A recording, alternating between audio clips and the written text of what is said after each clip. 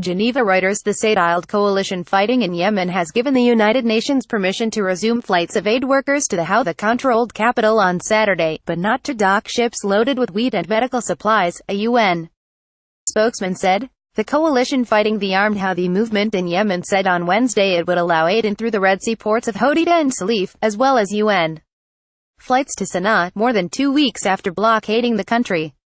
About 7 million people face famine in Yemen and their survival is dependent on international assistance.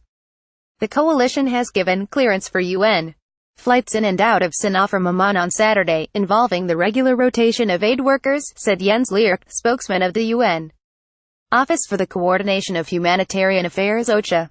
We are of course encouraged by the clearance of this flight, which may be followed soon by clearances of flights from Djibouti to Sana'a, Leerk told a news briefing on Friday.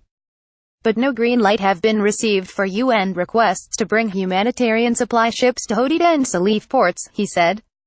We are particularly talking about one ship which is offshore Hodeida with wheat from WFP, the UN World Food Programme, and another boat which is waiting in Djibouti with cholera supplies, and that is also destined for Hodeida, he said.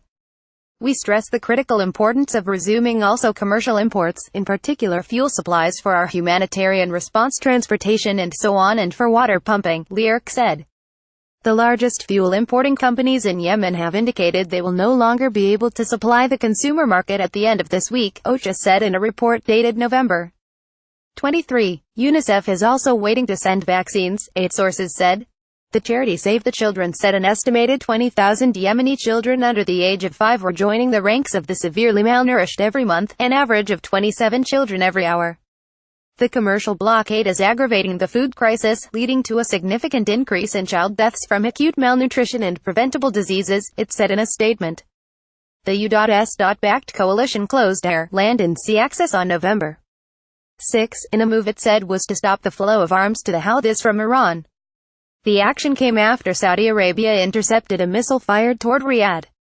Iran has denied supplying weapons. Jan Egeland, a former UN aid chief who heads the Norwegian Refugee Council, speaking to Reuters in Geneva on Thursday, said of the blockade, "In my view this is a legal collective punishment. After more than 2 weeks of blockade of these ports, there are various kinds of supplies essential for fighting famine, for fighting cholera and other types of humanitarian threats that millions of people are facing in Yemen today," Leerk said. Reporting and writing by Stephanie Nebehay. Additional reporting by Tom Miles. Editing by Janet Lawrence and Gareth Jones. Source: Standards. The Thomson Reuters Trust Principles.